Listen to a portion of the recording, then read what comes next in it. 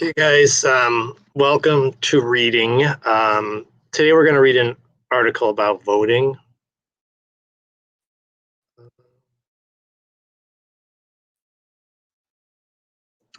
So, the article today says the Constitution tells the states who has the right to vote. I figured this was important since we have an election coming up. Okay, so the United States is a federal republic. This means that power, like the power to pass laws, is shared between the federal government in Washington and the governments of each of 50 states. The federal government has certain powers, and the states and local governments and city towns have certain powers. The Constitution of the United States sets out which powers belong to the federal government and which powers belong to the state. Okay. The United States Constitution is the highest law of the land. One of the things it does is tell 50 states what they must do and also what they are not permitted to do. The Constitution gives the states the power to conduct elections and make their own rules about how they do it, and also tells them what they are allowed to do in conducting elections. For example, states are not allowed to reject people who have the right to vote in an election. The Constitution says that you'll be allowed to vote. A person must be a citizen of the United States. You are a U.S. citizen automatically if you're born in the United States, or other ways to become a U.S. citizen. If you're not born here, one way is a process called naturalization. Not all citizens are allowed to vote. For example, a 10-year-old may not vote. For much of early U.S. history, most only white men who are at least 21 years old had the right to vote. Other groups, such as women, were not allowed to vote. Since then, the rules about who has the right to vote for president and other elected officials have changed, with more American groups, American citizens, be given the right. These changes were the result of additions or amendments to the Constitution. 27 amendments had been added to the Constitution, and 3 of them had to do with who has the right to vote. These 3 amendments prohibit the states from denying a person the right to vote to some group of citizens. These 3 groups are African Americans, women, and people who are 18 to 20 years old. Over time, each of these groups was given the right to vote. In addition, elected officials in Congress have passed laws so that citizens with voting rights can vote. One law makes it illegal for the states to do anything that prevents or makes it especially difficult for these citizens to vote. But some of the states have found ways to prevent some citizens from voting, even though they have the constitutional right to do so. For example, after former African American slaves were allowed to vote, some states did not want them to vote, so they required voters to be able to read and write. They knew that recently freed slaves were prevented from learning to read. So even though, you guys, it is 2020, some states do still try to make it a little bit difficult for people to vote. And even right now, you can see during this pandemic, there's big arguments about voting by mail. So let's look at the questions here. According to the text, what does the federal government of the United States share with 50 state governments? Power, money, voting rights, or companies? Okay. Basically, it would be power because each state has power.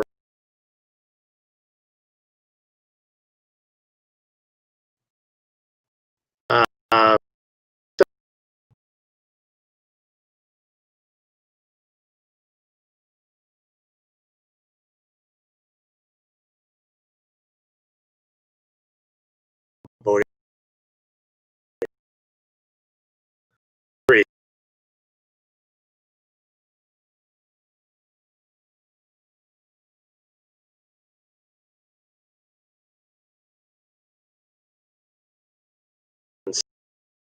To be able to read and write to prevent African American slaves. Number based on who did the Constitution give voting rights to?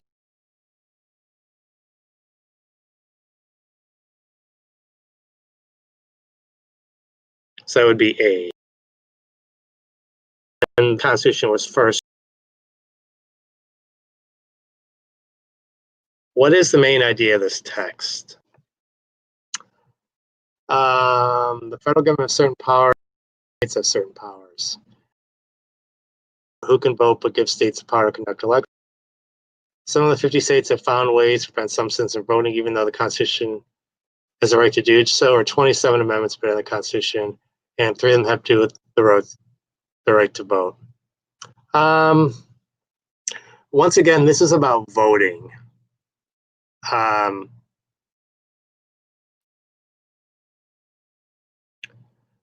So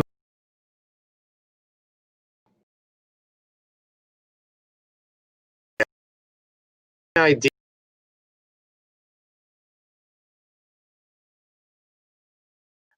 it's close. D is the best answer. So read the final sentence from the text. The state's power to conduct elections, own rules about how they do it, what they're not allowed to do. Elections, for example, states are not allowed to right to vote in an election. Based on the text, what does the word conduct mean? Basically, conducting elections. So that would mean to lead or manage. That would be A, because each state gets to manage their own election. Okay, number 7. Choose the answer that best completes the sentence below. The Constitution. The United States Constitution tells the 50 states what they must do and also what they're not permitted to do. Blank, the Constitution gives the states the power to conduct elections to make their own rules about how they do it. So basically, the Constitution gives the states the power to conduct elections to make their own rules about how they do it. That's an example of what they can do. Okay. So that would be an example of the states being able, what they must do. Okay. Or I'm going to go, it could be A or D, you guys. However, the Constitution gives the states the power to conduct elections, make their own rules about how they do it. So that's basically an example of letting the states kind of doing what they're able to do. So for this one, you guys, it could be A or D, okay? I might think that the best example would be D, but if you put A, that would be okay. But I think D is the best example. 3 amendments to the Constitution have given voting rights to different groups of people. Who are these 3 groups of people? Okay, they would be, the 3 groups would be African Americans, it would be women, and people between the ages of 18 and 20. Why did some states require voters to be able to read and write? Well, that was to prevent people from voting, African Americans, because after the freed slaves, they weren't able to read or write. So really what that was doing, it was preventing African Americans from voting. Explain how the right to vote in the United States is impacted by the Constitution of the 50 states. Use information from the text to support that. So the right to vote, how it's impacted by the Constitution. You could use those 3 amendments about expanding voting rights. And also each state has basically different rules that govern. For example, right, some states allow felons to vote, some don't. That would be an example. Let me see.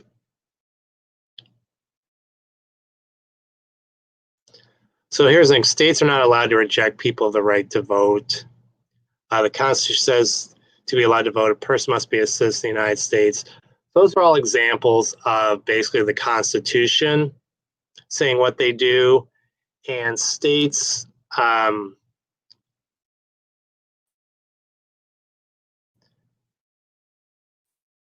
trying to think here where a state is.